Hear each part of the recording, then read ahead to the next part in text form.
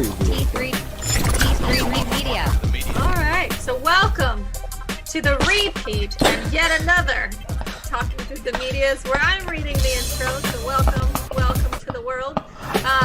Your home for entertainment, news, and reviews by fans, for fans. Remember to like, subscribe, share your thoughts during the show while we monitor comments, because I read them. Chris may not, but I will see them and I will read them out loud because we absolutely want to know what you think. And please roast Chris because that's hilarious for me. I am Sarah Katherine the Red, and joining me is Chris. I went to my face of this is the face of disappointment. So guys, if you don't know, when we started the show, something glitched and it recreated last week's episode, and we had a viewer on there. I don't know if he's going to return back. He's probably like, I am out of here. Yeah, Mark's on, and he did welcome to star members. Mark is probably like, this is amateur hour over here, man. What the hell? But guys, thank you. Mark and Perry are on. I'll do the whole intro that we normally do. Prepare yourself, guys, for another episode of Talking Through the Medias. I am, of course, Chris Fagan, and joining me as always is the lady that I have to say the entire title. For some reason, I don't call her Sarah anymore. She is Sarah Katherine the Red. And and for some reason, we were talking about that earlier. I call her that even like in normal conversation. Hey, Sarah Katherine the Red, how's your week going? Like, why do you call me that, Chris? It's just Sarah. I don't know. I never say that. I'm fine with it. Call me that. It's cool. That's my name. That's my handle. Hey, she's like, if you like it, I love it. All right. That's my nom de plume.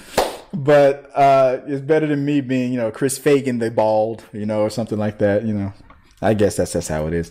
But it's just, I feel like I'm setting up the whole when we go back to the wheel, and when we go back to the bet on black, bet on red games that we used to play. Yeah. Those games are coming back. We were planning on playing a game today, but we kind of short on time, especially now. But guys, we're gonna go through a couple of main topics that we have for the week, and we're gonna start off with a few that I have to put a spotlight on really, really fast. So the first on the spotlight, that if I can get it set up, let me just switch over real quick. I can read it while you set it up. So YouTuber Tasha K loses her defamation lawsuit against Cardi B and is ordered to pay over $1 million in damages. Now, I haven't really been following this, Chris, but I know you have. So why don't you tell us a little bit about it and what you think about it? I haven't followed like the whole thing, like the gist of it from what I have been able to catch up to was that there's a YouTuber. Her name is Tasha K. Ordered to pay over $1 million in damages. Oh, and that's our sorry. Oh, okay. All right. Well, let's pretend like that never happened. All right. And we're back. 3, 2, 1. So, from what I understand, the YouTuber Tasha K, she's just like our channel, similar to our channel. She does entertainment news and things like that. She's also kind of like, she has like this gossip column kind of a vibe where, or I guess, I don't know if gossip is the right word for it, but like hot topics kind of a thing. And the hot topic that one of the things that she tried to really harp on kind of reminds me of this other YouTuber, calls herself a harpy, who loves to talk about Brie Larson all the time for no reason. Just anything like, oh my God, can you believe Brie Larson puts her shoes on one at a time, or her pants like a normal human being? Like anything that she can say about Brie. So it feels like Tasha K just had like a real hard on for Cardi B. And it started to increase her views and her clicks. So she just kept up the chatter. So things like speculations of Cardi B being I think she's like she solicits for prostitution, or used to, or I think that she has an STI and she gave it to her daughter, and things like that. And she would keep doing it awful. to the point where it got to Cardi B herself. And she, from what I understood, she said he reached out to her directly, like, hey, these things are not true. you're not saying these things like in a way like in my opinion or I heard. You're saying these things as if they're like facts, like you've met my doctors or you know me personally or something. Like you're saying it to your millions of subscribed audience and just saying these things about me. Yeah, And I mean, Mark has it right. He goes hashtag lawsuit nation. oh yeah, I mean, for real. Oh yeah, Cardi B sued her and won. And I hear that in law, defamation is one of the hardest things that you can win in. You have to be able to prove like these damages, and Cardi B proved it. She proved it.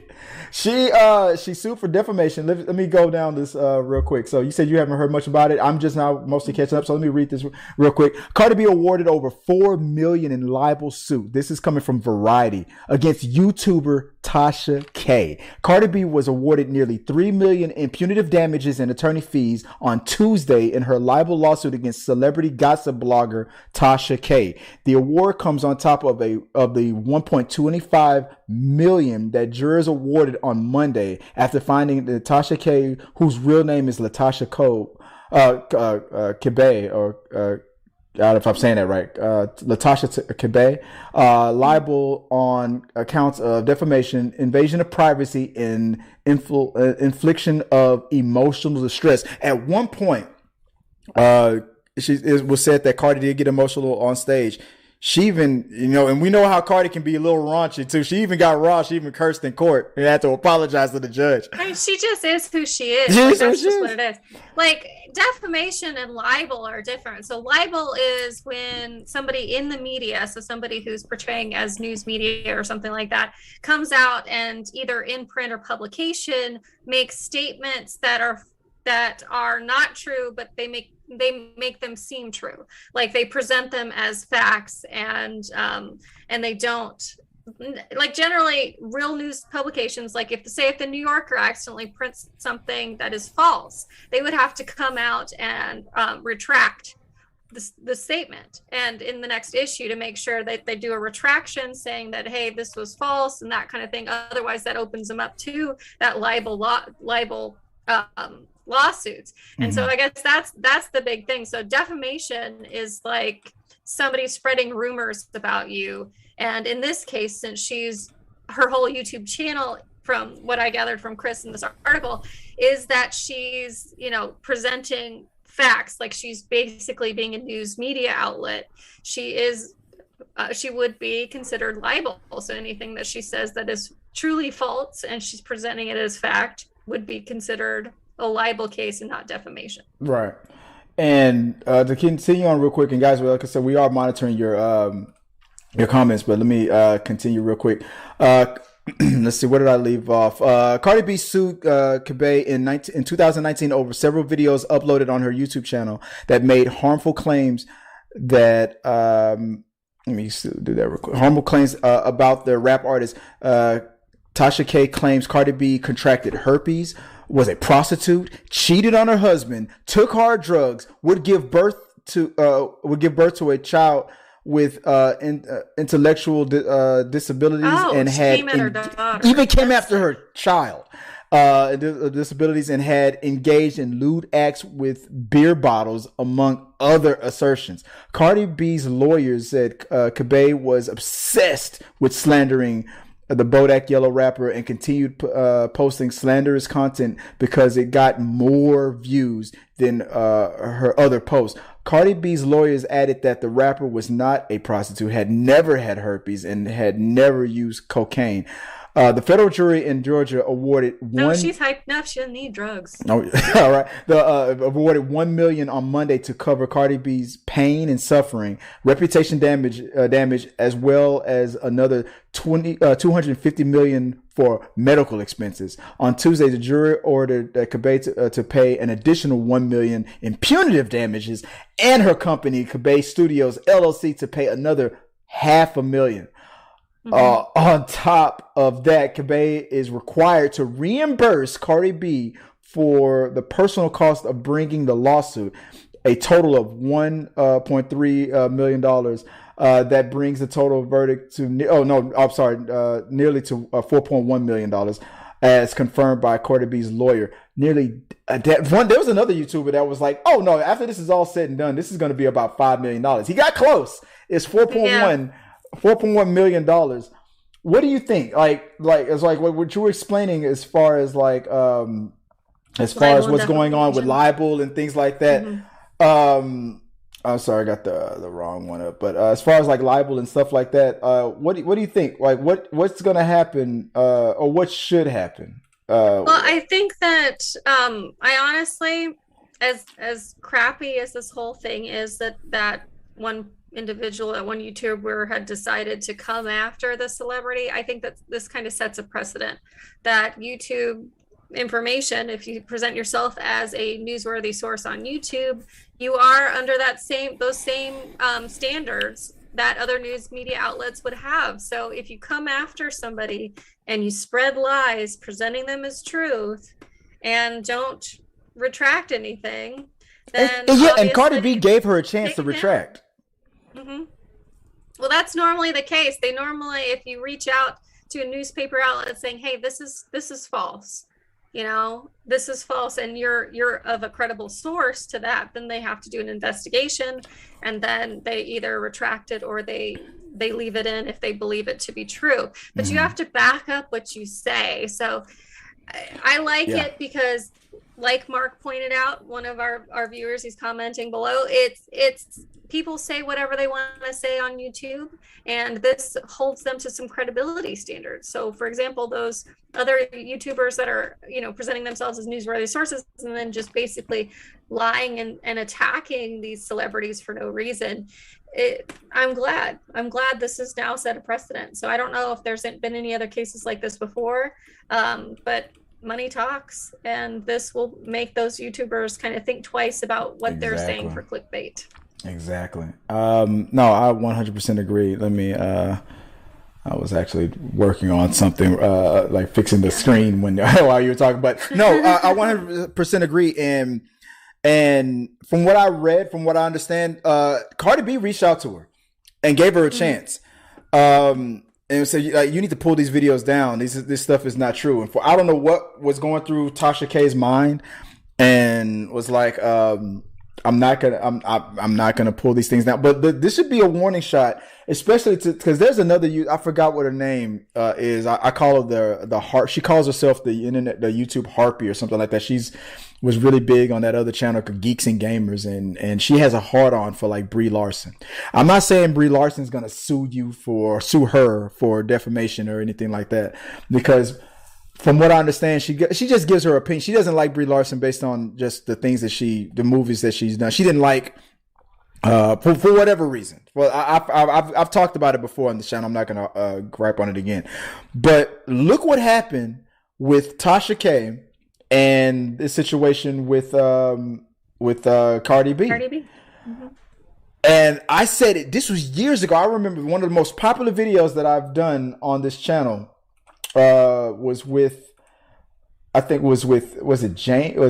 Jason Bell, and we talked about this. We talked about how these things can come back and bite you on the butt. Why is this thing not? Well, it's like anything you put on the internet. Now we're in an age where technology is so ready, available to everyone, that we can put whatever we want on the internet. But she did it just for clicks. And that's why I brought up that other YouTuber, because I broke it down that that person was only getting a certain number of views. But the second she started bashing Brie Larson, and I said it myself, if the internet gods were to come down to me and say, Chris, if you were to bash Chris Hemsworth on your channel, you're gonna get, by next month, you'll have 1 million subscribers.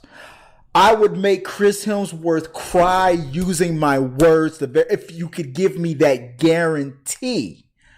But would I do it just because that's what I want? No, I'm not gonna. No, I mean, I want to. But you would only say it if it was true. I would give my opinion. Like, I don't like Chris. I don't like this or like that or blah blah blah. But you don't know him personally. What this person did. You could only talk about his career, because exactly you're saying all this stuff like you know them personally. Exactly. And you don't. And that's something I hate about our society and the way we treat celebrities or politicians or people that are in the media. We talk about them like we know them personally. And it's ridiculous. You'll never meet this person. You know, I'll never meet Tom Cruise. It's okay. I don't like his work. I just don't. He just. But if Tom Cruise, if you bumped into Tom Cruise tomorrow by accident, by pure coincidence, you'd be polite. Nice.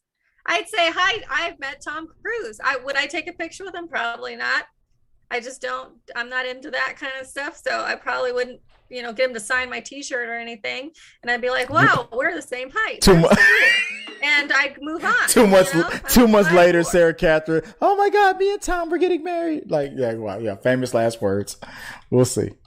I've said that too about that other YouTuber. I said that woman that bashes Brie Larson all the time. I said if she ever met Brie Larson in person, she wouldn't have the guts to say it to her face. She would be kissing her feet. Yeah. I mean, that's just what it is. I mean, unfortunately, that's the world we live in. The more crap you talk about somebody, the more people want to listen, and it's sad. Yeah. Because they're never going to meet these people. These people are. Well, Tasha K got to meet Cardi B in court. Cardi B was in court. Minds and feelings, and I don't like it. Yeah. It just makes me sad for the world that we live in. Let's see, end it off real quick. Cardi B continued, during the trial, all of you have learned about the darkest times in my life. The moment in time was fueled by the vile, disgusting, and completely false narratives that we repeatedly and relentlessly being shared online. I thought I would never be heard or vindicated, and I felt completely helpless and vulnerable. I have never taken for granted the platform that my fame allows me to have, which is why for over 3 years I dedicated every resource I had to seek justice. Cardi B was represented in a trial by Maureen Williams, I was just talking about her lawyers and everything. Yeah. Okay, so it goes on, but in trial, I mean, Cardi B got emotional. At one point, Cardi B revealed that it got so bad that she contemplated suicide.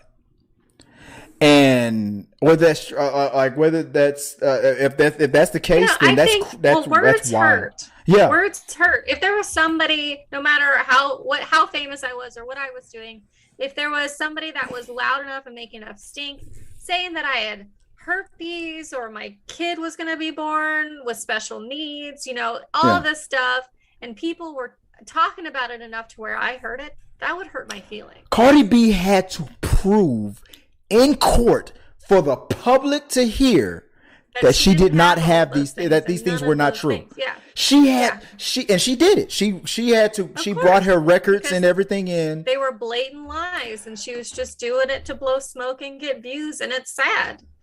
It's sad. But if you think about it, even as the humble person that I am not a celebrity by any means. Somebody says something bad that's the only about reason me. why I have you on this show is because somebody said, you're so funny. Somebody says something bad about me. It's going to make me feel bad whether it's true or not. But then I'm also going to go, well, why on earth would they think that? Like that's the same stuff that we deal with when we're in high school and middle school. And so it's just sad. It's just sad. Yeah. It just makes me sad. And I hope that this is something that YouTube takes a little seriously, so people who represent them as news outlets maybe get categorized a little differently. Oh, I'm sure. And, I'm sure. She has over a million. I think she has a million of followers. No, you're right. Yeah. I think YouTube will start. If anything, this is definitely. I know the powers that be at YouTube are probably definitely going to be checking that algorithm. They're lucky they weren't also named in it. I mean, because people sue everybody. Yeah, that's true. They sue platforms for posting. I think if it went that far, I think YouTube would have immediately shut her channel down. But she kept YouTube out of it. I mean, for one, YouTube is such a giant. You're not going to really, there was no real point. I mean, they can defend themselves. But they go to Facebook and they sue Facebook for not regulating their content. Yeah. How can YouTube promoting this content, or I'm sure they promote stuff just as bad as what Facebook got in trouble for. Right. So why wouldn't they be held to the same regulation? Because they're a social media platform, a sharing platform for videos. You know what? I think if she would have implemented YouTube in that whole conversation, that probably would have probably shut Tasha K's channel down. But that wasn't what Cardi B was going for. She was just going for a retraction. From what I understand, she gave Tasha K the chance. She reached out to her directly and said, "Please stop." And she wouldn't. She didn't take it seriously. She thought, this is getting me attention. This is getting me views. And with millions and millions of views, that does generate millions of dollars in revenue. But it doesn't generate over 4 point whatever million dollars worth of revenue. There's no way. That lawsuit that Cardi B just won is way above and far beyond what that Tasha K machine or influence brings in revenue. That's going to destroy Tasha K. And from what I heard, Tasha K has resorted to, she hasn't done like new material lately. She has been re-uploading old videos from the past and whatnot to keep. She hasn't been doing anything new. She's just been like re-uploading old content and kind of keeping the thing going. But in my opinion, after that, shut it down. Just shut it down. I don't know. I don't know what advice to give. I would say, if it was me, I'd be begging for mercy. Her lawyers, if they don't win the appeal, she'll just go Title VII bankruptcy. Yeah, most of that will go away except for her current assets, so the company and stuff, any money that she has in that. So she's just gonna have to reset, but she'll be able to keep some of the money, and she won't owe all $4 million. So that's just how that works. It might be a big number, but she'll go Title VII, and a lot of it, if not most of it, will go away.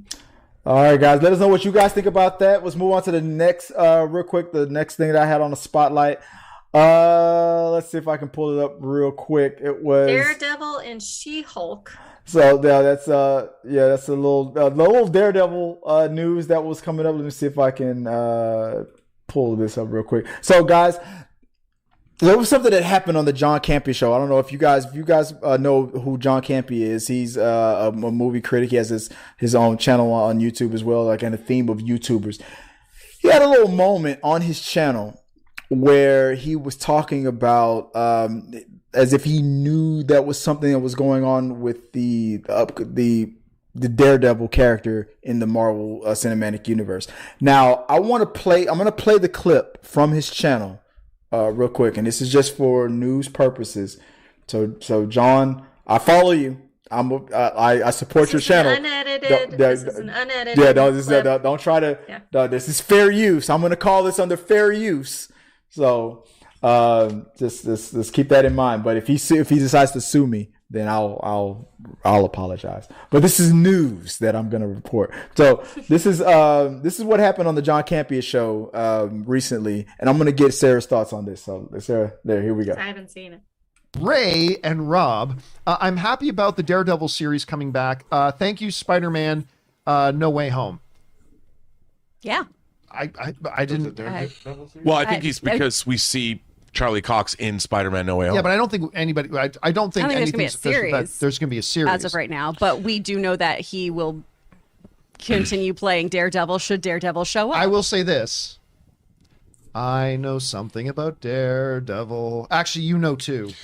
Well, but we cannot say. No, we cannot but I say would what say it that is. there are other. I mean, Daredevil is a lawyer. Mm-hmm. That's all you need to say. He's a good lawyer, as we know. Which means he can play a lot of different functions in the MCU. All right. Maybe he'll be on some kind of procedural show with another lawyer? Maybe. Oh, my goodness. Who knows? All right. Let's keep going here. Did you see that? Did you see that at the end when John Campea was like, like the part, Law and Order MCU edition. Like that was the part that made me laugh. It was the fact that John Campea at that part where it felt like his co-host whose name is Robert Meyer Burnett was about to reveal too much. And John Campea switches the camera to him, like, okay, this is the shot. Like look at me, like as if I'm John Campea. He switches to himself and puts himself on camera going, look, shut up. Let's stop talking about this thing that I brought up. Like, John, I just thought it was funny That Yeah, John it's kind of Campea. a setup. Obviously, they're insinuating that they know something that they're not going to share right now. No, I so get 100% it. believe it because John has been in the business for years, decades, and he has a lot of influence. There's people in Disney that send him. He on his channel. He has revealed that friends of his, that sources in certain outlets or companies like Disney will tell him things, but they'll swear him to secrecy. And this is obviously one of those things. But okay, so based on this, what do you think is the secret that he's talking about regarding Daredevil?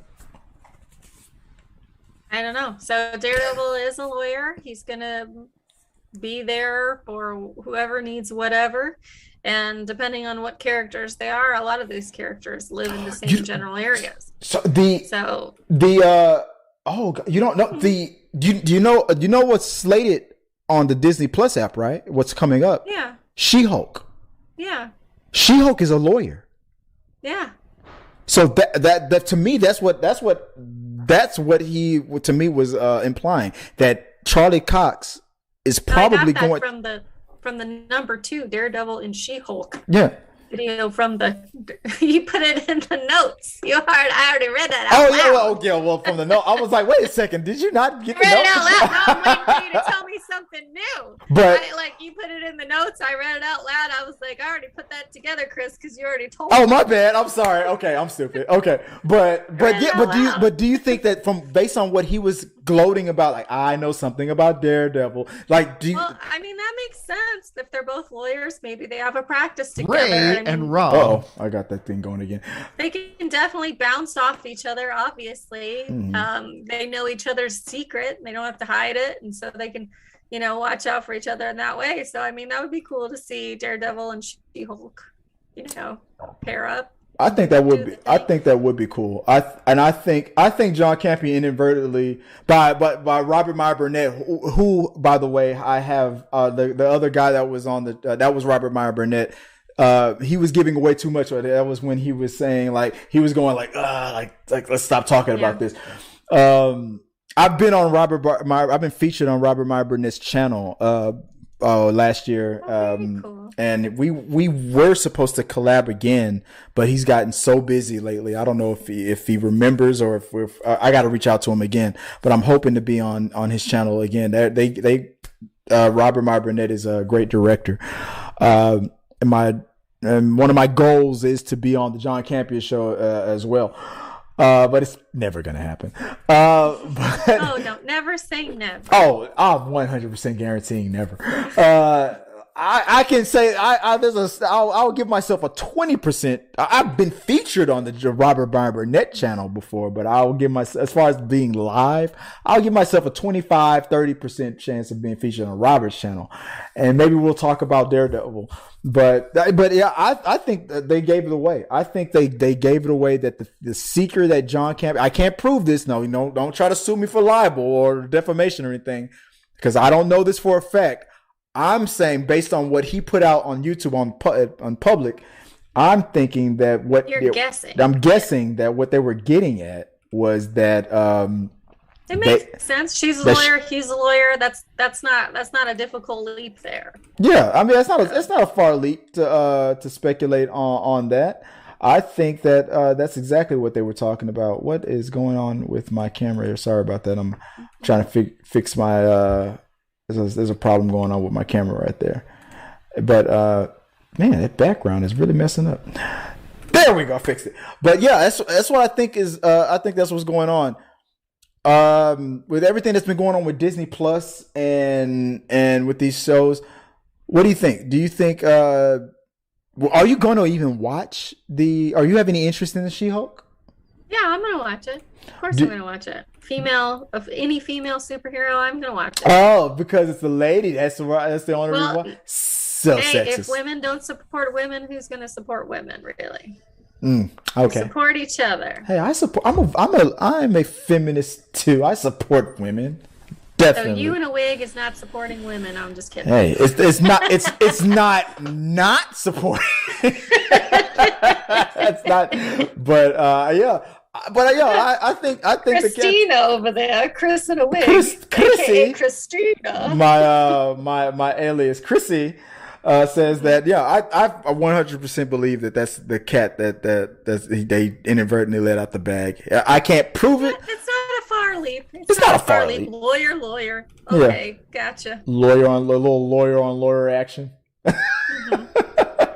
But guys, let us know what you guys think. That was the clip from the John Campea show, where John Campea tried to shut down even though he started the conversation. I know something about Daredevil, and obviously he told his friend Meyer Burnett, and he hinted that from what we saw, spoiler alert, from what you saw on No Way Home when Charlie Cox said, "I'm a good lawyer." Come on. There's another lawyer out there, which there is. It's She-Hulk. It's happening. I'm going to say it's confirmed. Not because the John Campea show was confirmed. It talking through the media is confirmed. Watch me be wrong. Confirmed. Chris theory. Chris rumors and specs. Let us know what you guys think if that's going to happen. Chris theory. And maybe we'll talk about it later. Now let's run real quick through the main topics, guys. If you have like I always say, if you have a topic that you want to send to us, you can email us and let us know what you guys want us to talk about. But let's run through the main topics real quick. So I'm trying to get myself together. What's the first topic? The first one is from the Hollywood Reporter. Robert Pattinson, the Batman, runs nearly 3 hours with credits. 3 hours with credits. Do you know what else ran 3 hours with credits? What's that? Lord of the Rings. Harry Potter. Do you think this is going to be Harry Potter or Lord of the Rings as highly ranked and anticipated as one of those movies? I feel like Matt Reeves is he's in direct competition with Christopher Nolan. Like, I can make a more grittier, a more realistic Batman. It's like DC and Marvel, man. They're always batting against each other. So I mean, this is normal. Of course. Like, Batman is DC's, one of DC's big guns. Yeah. Of course. It's his biggest marketing machine. Batman. Yeah. Yeah, I like Batman. Of course you do. So. It's a guy in tights. I just don't like it when they put nipples on the outside of his suit. I never got that part. Bat nipples. I don't understand. Why do you need nipples? Bat nipples, patent pending. But as far as the 3 hour runtime, I'm for it. Why do you need sculpted abs on your suit? They don't serve a purpose. Hey, what's the tactical purpose of nipples and it strikes fear. Like, you're distracted. If you're looking at these, you're what the hell? Why do you have nipples? Exactly. And Batman gets the advantage. Batman. But I'm for this. Now, it just makes me excited. 3 hours. You're for? I'm not the nipples. I'm for the 3 hour runtime. I just feel like this is going to be the longest of any film starring The Dark Knight, and one of the longest of any superheroes. It's like the third longest. It comes under 3 hours. This is including the credits. But it brought up another question that I want to ask you. Back in the day, there used to be intermission for movies. Do you think they should start bringing this back, or at least start dividing it? Like, this movie features an intermission, this version of it doesn't. Like, do you think they should slowly start reintroducing intermissions? I would take a 15-minute break in between a 3 I think it would be good. If it's more than 3 hours, I think for sure. At least 15, 20 minutes. No, I'm not talking about let's do 30-minute intermission, like a quick 15, 20 minutes. I think 15 is a good, something like that. Somebody talked about a 5-minute intermission. That's not enough time to get up, go to the bathroom, run back. And forget the bathroom. Sometimes the concession line is long, especially on a Friday. Yeah. That's not enough time. I say 15. I just need a quick pee break and then come back. It would guarantee enough time that like you can go to the bathroom or go to the concession, and then have enough time to make it back to to sit down before the intermission starts. Maybe it'll say, it'll slowly fade into the screen, intermission, and then there'll be a ticker, like 15-minute countdown or something like that. They can just play commercials or something. Maybe, yeah. Maybe I think that's probably what they did back in the day. Whatever they used to do back in the day, or if they come up with something new, whatever works. Yeah, it's the dancing food back in the day. Oh, let's go out to the lobby, like before the movie started. Go out to the lobby. I used to love that, like movie. What was that? I don't know if you have that in Georgia. There's a Movie Joe. That was a cat that here in Texas. What's that franchise? I don't know. It's Cinemark. Do you have Cinemark in Georgia? I've never heard of it. So you don't have it in Georgia. No, but I didn't grow up here, so it's okay. Oh, there's a movie franchise called Cinemark, and they used to have a cat. Movie Front Row Joe is what his name was. Front Row Joe. There was cartoons. They played it before the movie. This was in the mid '90s and stuff. They haven't really done the let's go out to the lobbies and the cartoon stuff before the movies things since like the '90s. Really, it kind of got played out. But I'm thinking it's time, bring it back, and I'm down for an intermission, guys. Let us know what you guys think. Would you be down for an intermission? Mark is calling y'all and say, hashtag Georgia Peach. They had a 30-minute intermission. I remember 30 minutes. Jesus. Yeah. That's a bathroom break right there. You can make a phone call, go to the concessions, go to the bathroom. You can run captain's log, star date. Boy, you can run an errand. Do what you got to do. But before we go, let's say Mark was asking, what do you think about the? Let me read the comments real quick. What do you think about the metaverse? The metaverse. Who's doing the metaverse? I think the metaverse, and Mark, correct me if I'm wrong. Metaverse is DC's multiverse. Basically. Oh, the Isn't metaverse from DC. The DC's okay. DC's metaverse. I'm excited about that from the Flash movie. That reset, but I'm hoping that they don't take out Henry Cavill. But if DC has a plan finally, then I'm excited about it. Sorry for the 5-year-old in me. We'll stop talking now. No. Sometimes I forget to go back to the comments, Mark. But no, you're fine. Hey, what's going on, Perry Kelly? I see you out there too. R&B needs to keep it to himself rather than spill out the beans of new movies. But yeah, I got to do better. I've been forgetting to check the comment section. But guys, if you want to guarantee a spot on We Got Your Mail, support the channel with a tip or a super chat. Yeah, we're going to read the tips in a little bit here. Right. See those. Next, but let us know what you guys think about the idea of an intermission. Do you think that we should introduce an intermission? But Batman is 3 hours long. Does that make you more excited about the movie? Does it think that you're like, if it's 3 hours, that's a long time to sit in a movie theater. You're going to fall asleep? You gonna fall asleep in the theater? I'd much rather sit at a 3-hour movie at home to where I can pause it, do what I gotta do. I mean, Dune was 3 hours, wasn't it? No, Dune wasn't even 3 hours. It was 2 hours and some change. Right. Well, Batman is just clocking under 3 hours, so it's not 3 hours really either. But it's just under 3 hours. You could say any movie is under 3 hours then. Yeah. Any movie that's not 3 hours is under 3 hours, because technically if a movie is 90 minutes, it's under 3 hours. Yeah. So let's be serious. If somebody's going, it's under 3 hours, that means it's more than 2 hours. That means semantics. That means it's closer to 3 hours than it is to 2 hours. That's what I'm guessing is the common nomenclature. Because I'm not, Marcos, I'm not old. I'm not old either. I'm 33. You damn kids! Well, guys, let us know what you guys think about the Batman being about a 3-hour movie, and buckle up because, hey, look, I that's why buckle up, don't drink water. Exactly, I get a slushy. I'll get a slushy, and I won't start drinking it until like an hour in. And I always go to the bathroom. I think we talked about this last week, like our movie traditions. What I don't go to the bathroom until like one of the when the trailers start, like when the trailer that I've definitely seen, then I go in. I try to go to the bathroom right before the movie's about to start. I'll empty it out. Yeah. Visualize that for a minute. All right, guys. Let us know what you guys think about that, and let's move on. What's the next topic of the day? Is coming from is it IGN.com. So Spider-Man No Way Home concept art was released, and it hinted towards a duel between, you guys, spoilers if you guys haven't seen Spider-Man No Way Home, but I mean, come on. If you haven't seen it by now, you're not going to watch it. It hinted that there was supposed to be a duel between Mysterio and Doctor Strange. Now, I don't know if this was supposed to be a variant of Mysterio.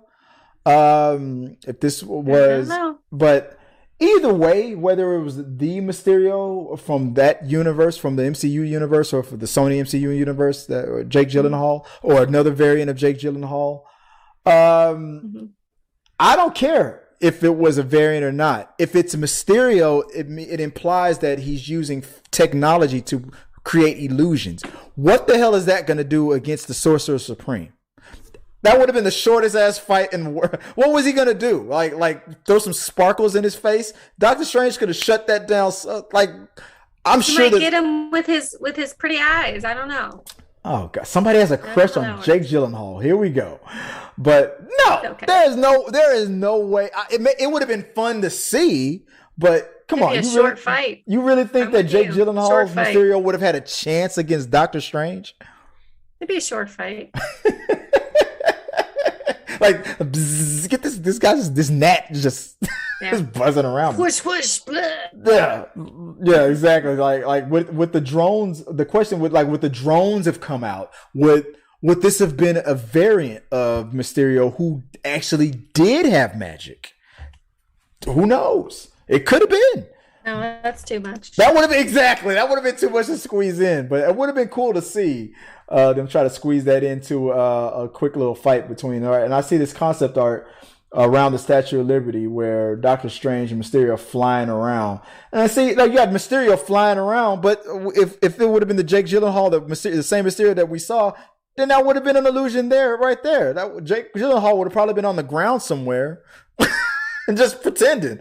Like this, no wonder this was cut out of the movie because it would have been too complicated to just squeeze in at the last minute like that. Unless this would have been a more advanced Mysterio, I guess. I don't know, from a different universe.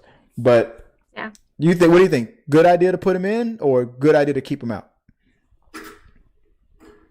I don't think I care that much about it one way or the other. I think that. How dare you? Yeah, it wouldn't matter. Wouldn't matter to what the story arc would have been.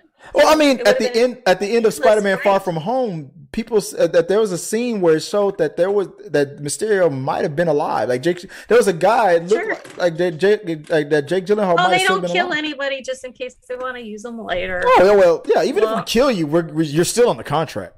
Yeah, we're gonna use you later. I think it would have been. I think it would have been great if they would have brought him in, but I think it would have been overcomplicated. But that's just me. Let us know what you guys think about it. Moving on to the last main topic that we have for the day from comicbook.com. This is something that you brought to my attention. Yeah. So Percy Jackson, if anybody remembers that show and all of those, they're like little titans, little children of. Didn't they have like two movies? Yeah, they had two movies, and they kept talking about how they were going to do another one and do more of them because they were pretty cool when they came out.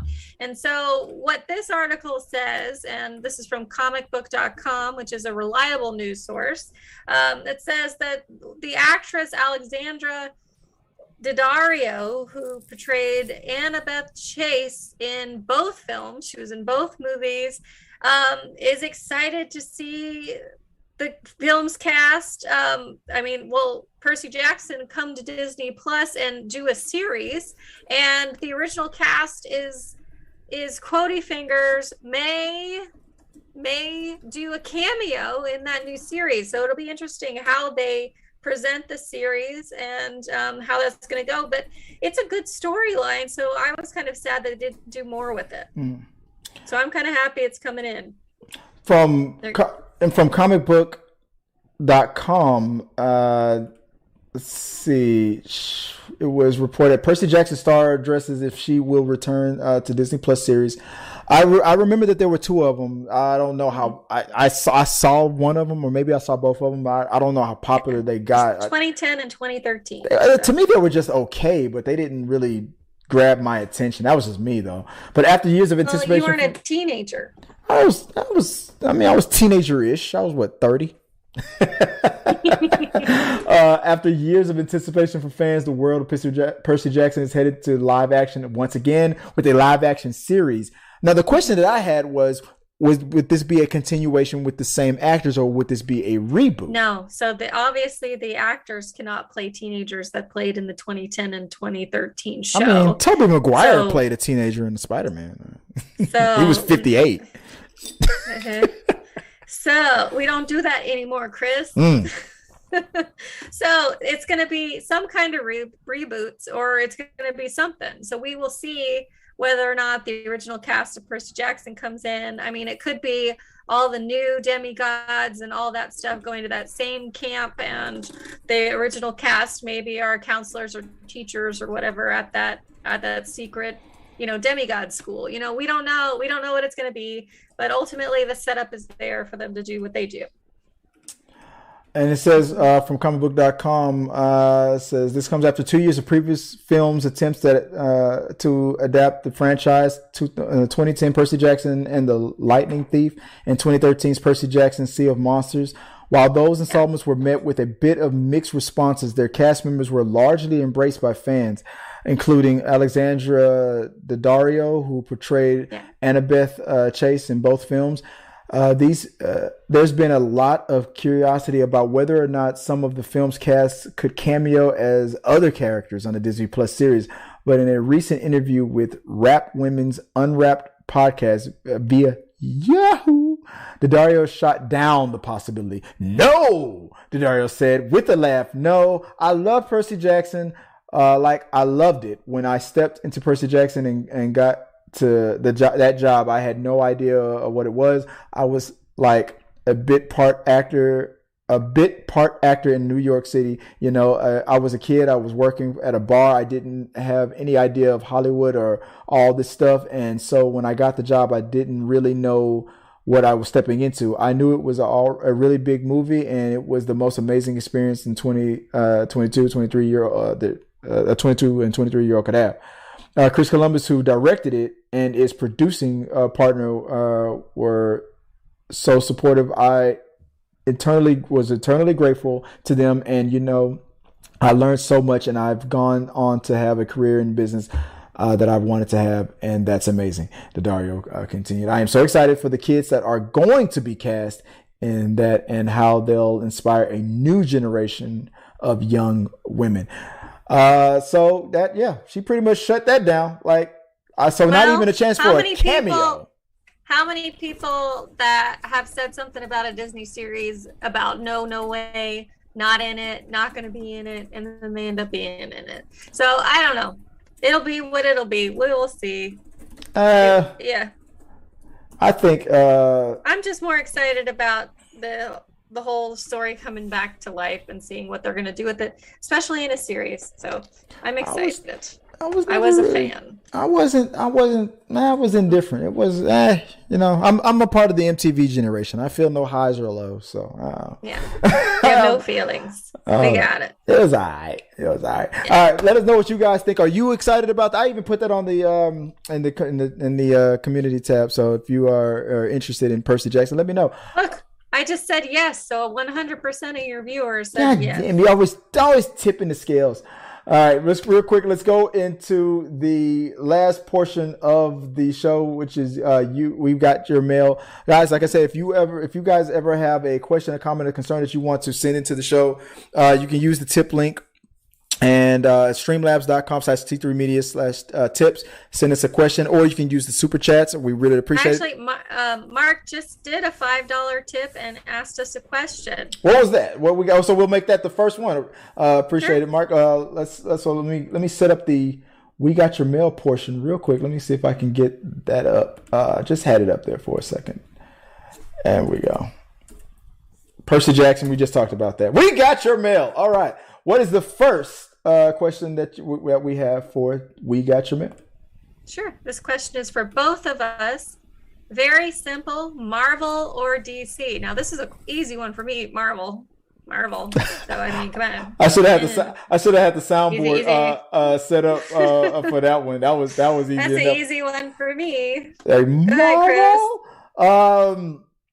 I'm either or. I'm going to acknowledge that He's Marvel. non-committal, folks. Marvel is Non-committal. obviously and I appreciate the question, but Marvel is obviously the ones that's winning right now. But I'm not I'm Marvel leaning because I acknowledge that they're obviously crushing it right now, but I don't root for either or for any studio to fail. Mark says you have to pick one. You must choose. Choose between your children. There can be one only will one. I'm trying not to be that guy. I don't I can't be for Marvel to win. DC has to lose. Marvel or DC? Pick one. Pick one. Pick one. Sophie, if gun to my head, if only one could survive. Is that what you're asking me? He tipped you. Pick one. He tipped me, but I'm gonna give him my honest answer. DC. I'm gonna give my honest answer. One or the other. I'll tell you Gun to this. your head. Marvel, DC. Gun to my head. Only one can survive. Like back in the amount when they gun to your head. Pick one. Right now, I would say one. Marvel. Thank right now, you. I'm like I said, I'm more Marvel leaning. That was the question, Chris. That was the whole question. but for Marvel, but Marvel's success isn't based on DC's failure. So. It isn't. But he was saying just pick one. But he also said both are amazing. Both are amazing, but pick one. Why do I feel like we're playing the wheel again? This is the red and black. We're back in because I always bet on red, right? Do what I say, Chris. Do what I say. Do what I say, and we'll be just fine. That's what I say. Always bet on red. Sarah Catherine red. So, yes, we're gonna open the casino again. We're gonna play the game. We're gonna play some more games. Bet on black, guys. Bet on black. Okay. But okay, so we got more tips that came in before. So Jason Bell did a $5 tip, and he says, since Eddie Murphy is reviving all his old movies, I think Harlem Nights is prime for a remake. Who would you cast in the remake of Harlem Nights? I don't know. I would cast. I'm gonna have to look up that movie real quick. It's an old Eddie Murphy produced and directed movie. And that again, yeah, you're right. That came in from if I can pull it up real quick. That came Jason in Bell. From Jason Bell. He tipped in sponsored with $5. It's a 1989 movie with Richard Pryor, Eddie Murphy, Red Fox. A very classic movie. If you haven't seen it, I recommend it. It's very, very funny. Eddie Murphy directed that movie. That is easy. I already know one actor that I would cast in that movie. His name is Jackie Long. And only because I interviewed Jackie Long a couple of years ago, and we asked him that question. He did a movie called Bodied, where it was about freestyle rap, and he played he was one of the actors in it. And after the interview, when we talked with the director, who was from Houston, where I'm from. And after we finished talking with him, one of the questions that Sean asked him was, if you were to remake any movie, what movie would it be? And Jackie Long, that actor, he said, I would remake Harlem Nights. The movie wasn't successful. This movie would never, ever get greenlit for a remake, but because it didn't do that well financially. It was a flop for Eddie Murphy. And it was a thing that made Eddie Murphy never want to direct again. But he said that I was so impressed that he brought that movie up. I would have to put him in the movie. So if I were to recast, I wouldn't have him as the main star, the character that Eddie Murphy played. Maybe I would have him as one of the other actors, maybe Arsenio Hall's character in there. So I've got mine. I've got my two leads, and the rest of the cast I don't know. So I would do, for Richard Pryor's character, Sugar Ray, I would choose Dave Chappelle. And for Eddie Murphy's character, Quick, I would choose Kevin Hart. Now those would be my two headliners. Those are safe picks, but if you haven't seen the movie, you might. If you see the movie, I've seen it. I just looked it up. Okay, so you have seen it like 100 years ago. Yeah, those are good picks. I've never seen them in anything together, and they would be hilarious together. Just their two separate energies are very kind of, they're cohesive, but an odd pairing. Like they would do well to bounce off each other, kind of like how Kevin Hart bounces off The Rock, but it's more of a camaraderie animosity. I think Dave Chappelle and Kevin Hart's, how they present their comedy is slightly different, to where Dave Chappelle is slightly more pessimistic and slightly more like and where Kevin Hart tries to keep it happy, keep it light. And so they'd be constantly fighting off of each other, going, I'm trying to keep this sunny side, keep this sunny, and Dave Chappelle is like, everybody's a piece of shit, and it would pair so well together. I can see it. I just want that movie. I just want them to team up no matter what. All right, what's the next one? Now you do. Oh, bet on red. What's the next one? Okay, so the next one is Amy from our channel. She did a $20 tip. I totally assumed the Golden Globes didn't air because of the Omicron, the Omicron variant. But now, do you think it's because of them being called out for racism and how they refuse to adjust? It's interesting. I don't know. I don't watch the Golden Globes. I don't watch many award shows because most of them are either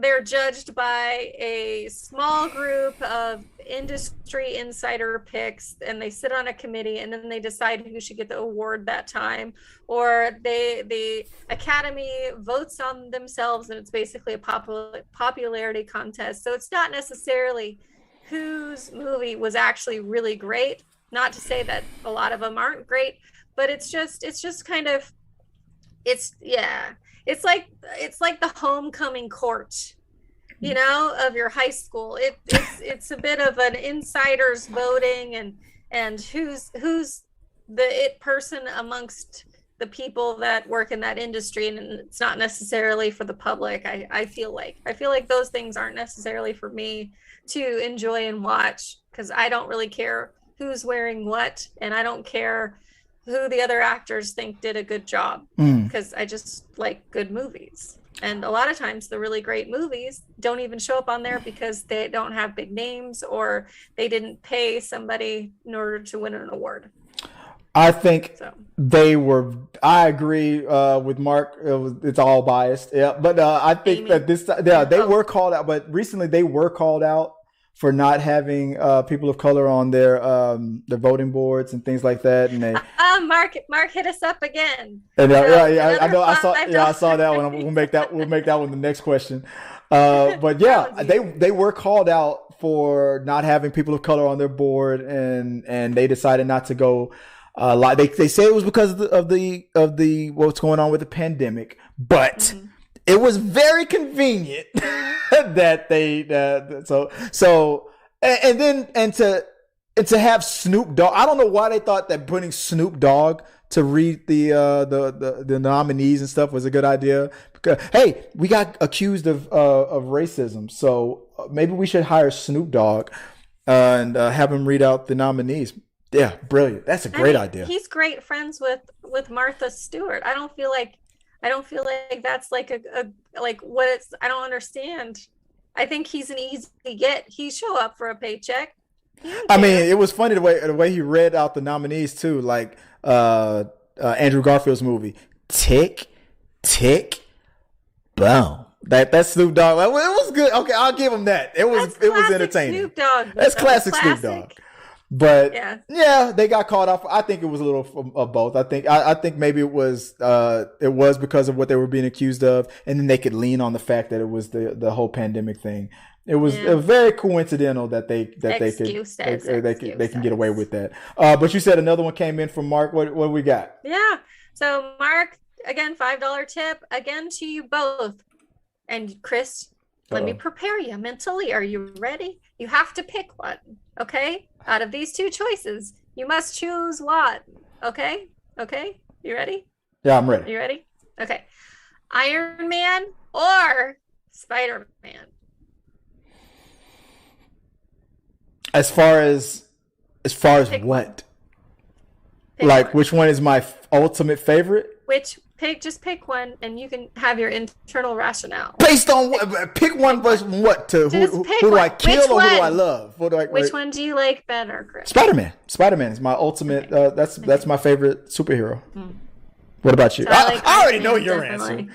I already know your answer. Iron Man over Spider-Man. You I put was never a Spider-Man. You put teenage Spider-Man boy. on the other side. I just find Spider-Man to be ultimately unrelatable. I was never a teenage boy, so I never got it. So I mean, that's just how I live my life. So Spider-Man never. I hope that's related to me. directed. I know that's directed towards me, but I hope it's directed towards you. You and your words. I know that's for me though. Yeah. Iron Man all the way. Iron Man show. it was Iron Man all day, every day. No, I'm Spider-Man. Like no, Spider-Man. He's. It's fine. You know, you weren't a teenage boy, okay. yeah, but okay. So what does that mean? You're also you're also not the master of magnetism. So you relate more to you're also not a billionaire playboy genius. So why do you relate to Iron Man more than I am a genius. I mean, you've met me. billionaire I'm brilliant. playboy genius? Well, You I'm a have genius. you have more in common with Spider-Man than you do with Iron Man.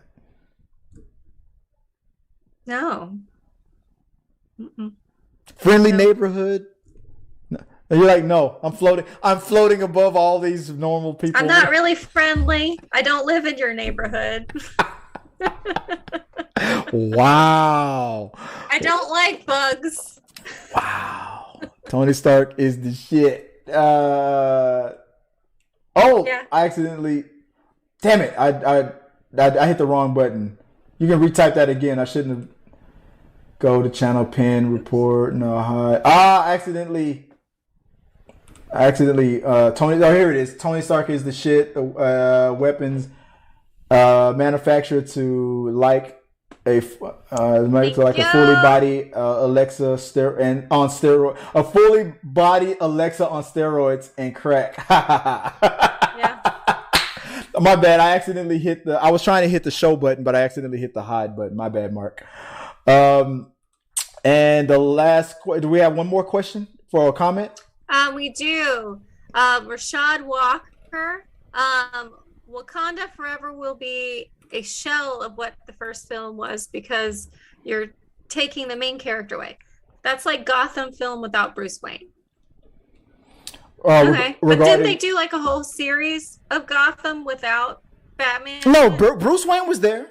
It was a young Bruce Wayne. He was there. Oh, okay. So yeah, so even though I agree. technically Black you're right though. Panther is like Wakanda. So yeah. I'm hopeful for this movie, but I am 100% on board with that petition that that other YouTuber E-Man started with a petition to bring the recast T'Challa, because it's not about, and I've said this repeatedly on this channel, it's not about just the servitude to just one actor. Chadwick Boseman was a great man. He's a good actor. He was a great actor, good man, and I loved him as T'Challa. But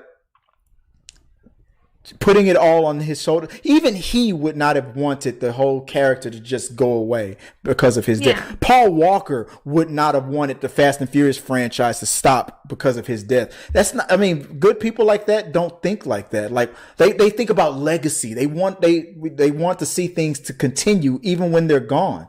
And the fact that T'Challa was around before the actor Chadwick Boseman was out there in Hollywood. So it just, but the whole idea of Black Panther, it doesn't necessarily have to be T'Challa. It could be whoever's next. So maybe he died or something, or that for some reason he didn't come back in the blip or something, or it's something they can write it in a way to where somebody fills that Black Panther role, and so maybe it's his sister. I can only agree with that.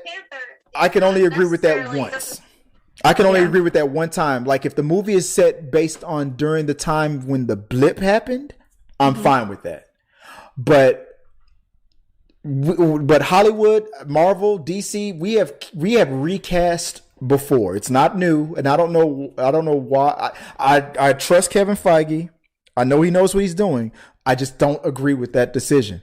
They've recast Don Cheadle's character, War Machine, even just because they did. Just because Terrence Howard did not want to agree to take a pay cut.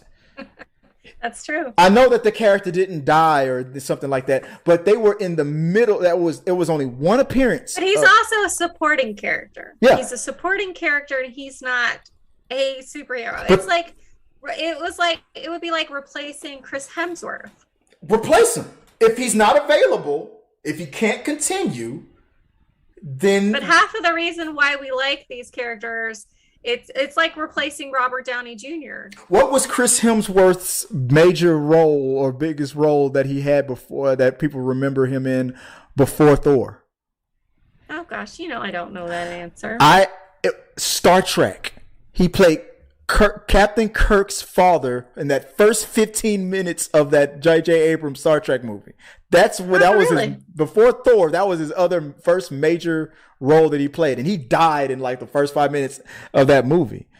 So but could you imagine loving Iron Man as much if it wasn't Robert Downey Jr.? I couldn't. And we've talked about this before. That I think that I forgot to switch the cameras around. I think that. I think that's hindsight's 2020, because if it would have been like, for example, Tom Cruise, I know you don't like him, but if it would have been him, for all we know, Tom Cruise would have crushed it.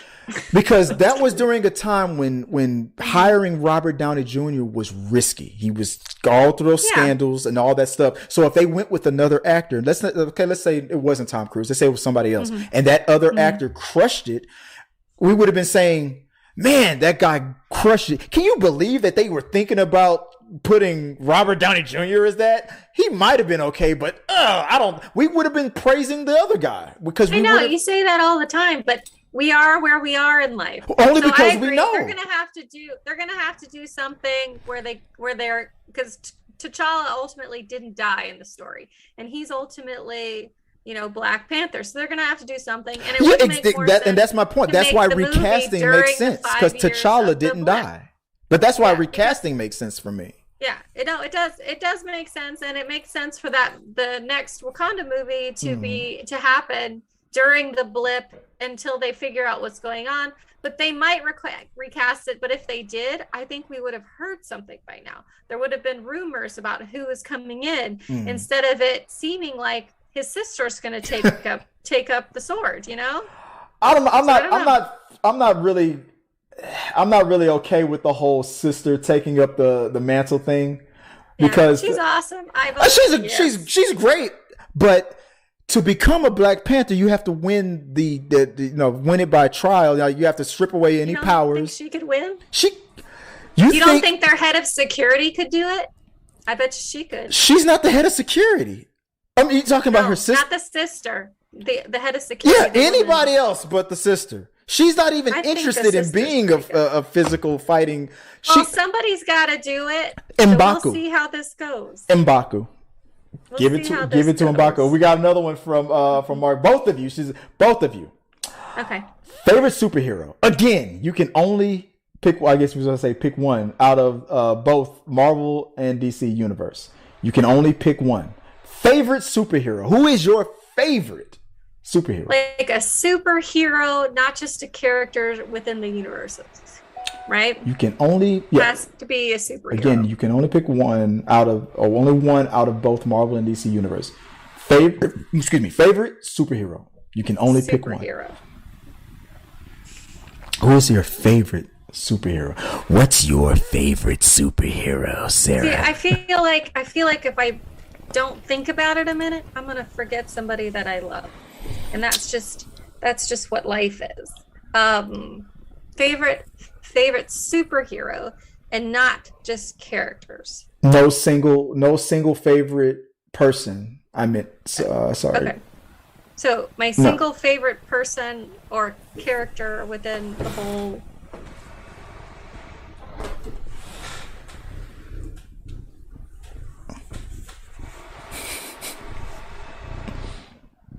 Thinking about so if I had to pick one favorite character out of both Marvel and DC universes. Okay. So now I get what you're saying. So my favorite character out of all the universes, I mean, to me, I it's not because he's most powerful. It's not because he's most complicated. He just draws me, and I enjoy seeing him whenever he's on the screen. It's literally Rocket. I will watch cartoons with Rocket in it because I just enjoy him as a character. He makes me happy. He makes me sad. I'm assuming we're talking about Rocket Raccoon. Rocket the Raccoon, hell yeah. Okay, because in DC there's a girl named Rocket. She's No, Rocket the Raccoon. I'm talking about Marvel. I don't talk Marvel business. I couldn't get the soundboard up and running. Out of both worlds combined, definitely it's Rocket. To me, out of all of comic books, it's always been Spider-Man for growing up. That was my favorite. Of course it is. Superhero coming up. Who do I have the most comic books on? Maybe it is Batman. Maybe it's Batman. Maybe it's Batman. Between Spider-Man and Batman. Well, I gotta roll, dudes.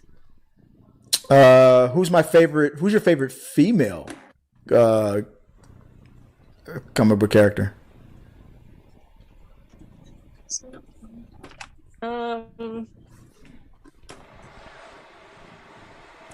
Storm? No. Who's your single favorite character out of both worlds combined? If it's just the both worlds, I wish you would have said in all the comic books. Like for a while, Spawn was my favorite character, but in Marvel and DC, it would be Spider-Man. Spider-Man. DC, it would be probably Superman. Batman. Sorry.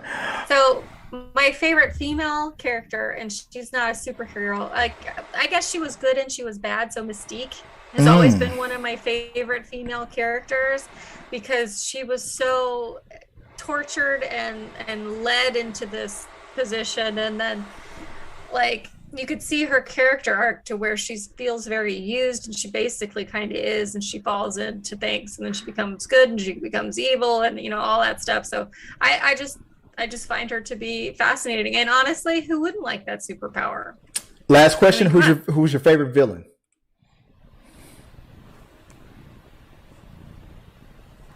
Ooh. Okay, so my favorite villain, based off of a character, based off of the actor who played it, and honestly, he's the only reason why this is my favorite villain. It's William Dafoe, Green Goblin. Ooh. He was the only reason I enjoyed that. He is fantastic. The movie that I quote, when I tell people that a movie is great if it's very quotable, and Willem Dafoe was I quote him from the original Spider-Man. He said, "The things that they loved more than a hero is to see a hero fail. Die trying." Yeah. I love Willem Dafoe. Yeah. My favorite villain has always been Magneto. He's my favorite villain. Yeah. And then the last question that comes in from Mark: Superman or Batman? With me, it's Batman. Come on, it's Batman. Batman. Yeah, it's Batman. Who could win out of a fight? Superman. They always say it all depends. Batman doesn't have powers. He's just. Everybody's saying that Batman is smarter than Superman. Superman has a Kryptonian brain. He remembers everything. It doesn't matter. He can just kill him with his laser eyes. Moving on. It's just a brain. Who cares how smart you are when you have lasers? You can't beat laser eyes. That's true. Unless you got kryptonite. I don't care. You can only beat laser eyes for so long. Yeah, that's true. All right, guys. That's the show. I think we went way longer. I know I know you got a lot of work to do, Sarah. Appreciate you guys for talking with us in the comments out there. Perry, Thank you, Mark, for basically funding the whole kids' colleges. for the whole show. Sarah, if they want to find you online, where can they send those questions, those comments to you? Right below. It was right below. It's Sarah Katherine the Red. I'm mostly on Instagram. You can find me there. I also have a YouTube channel that I barely use. And then I've got the other podcast within the guild where you can hear me and make fun of Chip, and Scotty makes fun of him too. Just kidding. We love you, Chip. And we talk trash about a lot of the sci-fi and Marvel stuff and have a great time. And then guys, if you want to find me, you know where you can find me, right here on the channel at T3 Medias.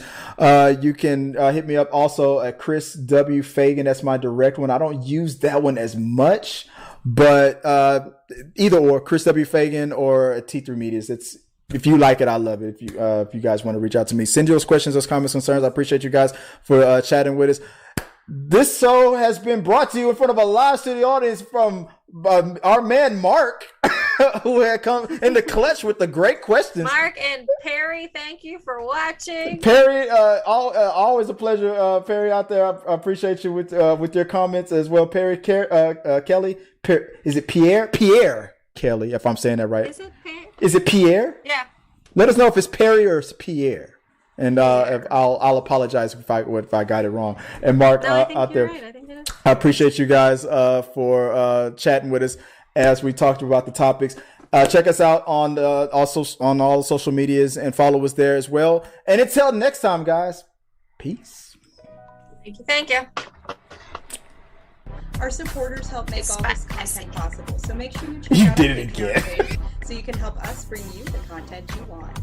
Push the pedal to the freaking metal. I'm turned up just like heavy metal. Yo.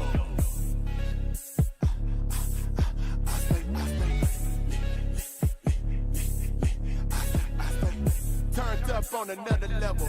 Push the pedal to the freaking metal. I'm turned up just like heavy metal.